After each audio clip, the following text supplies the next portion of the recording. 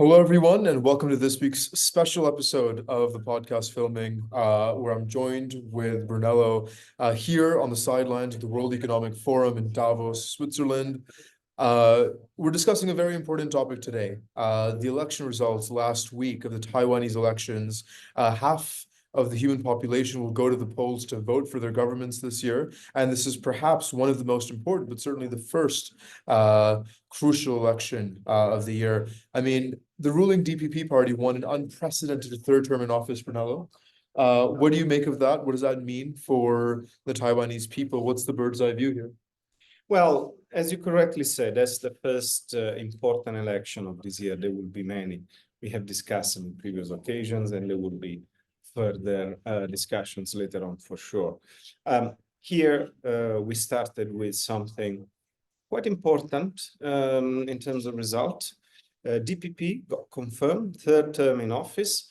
The incumbent president of Taiwan could not run again because she has already done 2 terms. So it was the time for the vice president to run, and actually won.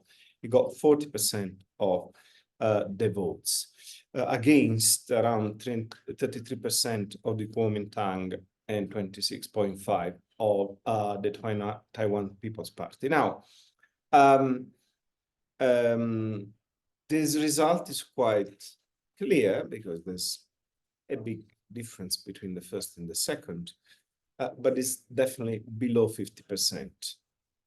The other result that came in was the legislative elections, which were even less, I would say, clear in favor of the DPP because, in fact, the DPP only got second in terms of seats, 51 versus 52 of the Kuomintang, which increased its number of seats quite significantly from last time, while the DPP lost them.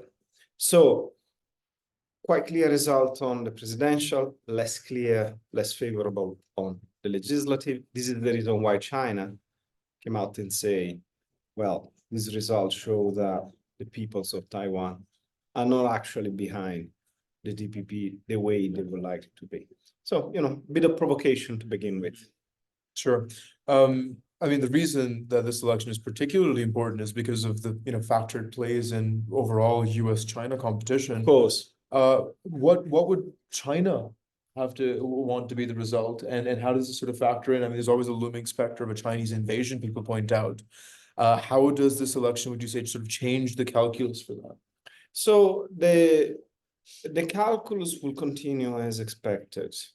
The idea that China could invade Taiwan has always been, in our view, far-fetched. First of all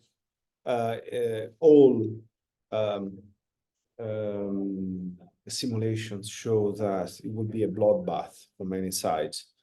And China, with this current army and navy, might not be actually able in the position of properly taking control of Taiwan, considering that there will be some reactions from other countries, most likely the US.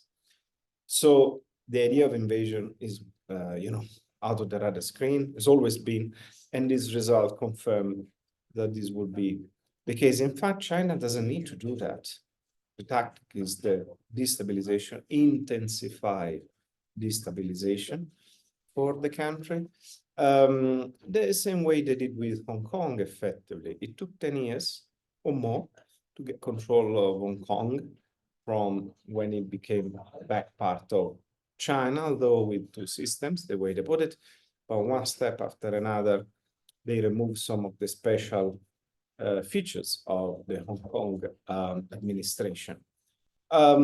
This is different, clearly, because Taiwan has its own election, its own political system, its own institution, so, it's a more complex process, but they can do the same way. Had they have time, Xi Jinping would remain in power for the next 15, 20 years, potentially, while the Taiwanese will change president every 4 years. So there's always the difference between an autocratic system and a democratic system. Yeah, I mean, what happens now? Because the fact that the sort of new president doesn't have a parliamentary majority, I'm sure that carries certain implications for how strong his influence is in being able to sort of pursue the policies that he wants. And how does that change the global picture of geopolitics? Yeah, it's true. And to some extent, that could be the best result for China. I mean, they might not have gotten the president that they would have preferred, which means the candidate from the Kuomintang. By the way, parenthesis, that's kind of ironic because the Kuomintang was the arch enemy of the Communist Party when it was founded. The reason being exactly the reason why Formosa became Taiwan and sort of an independent province is exactly because Chiang Kai-shek was forced to move there with the Kuomintang because it wasn't, let's say, welcome anymore in the motherland. So it's kind of ironic that now those who are closer to China are those from the Kuomintang. But in any case, China would have preferred that. They got the DPP in power. But this DPP in power will have a hard time passing stuff to parliament because without a clear majority, they might need to form a coalition with the People's Party or find solutions in parliament at each occasion. So the idea that an opposing president without the ability of doing much, for example, propose rearmament, the increase in military spending and defense against the potential China's destabilization, even invasion, and so on. All these will have really hard time go through parliament, which means that for China is not the biggest threat, which effectively means that this result potentially could be the best outcome of all, because Taiwan remains a democracy that wants to remain so. But is not as strong as an opponent to China that we would have feared an escalation of tensions.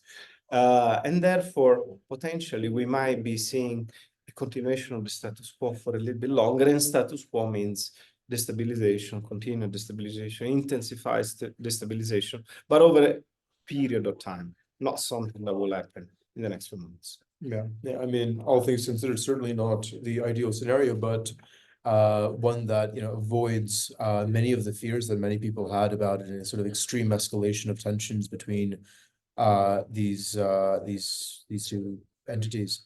Brunello, thank you so much for your time and insight. Thank you. I'll see you next time. Bye-bye.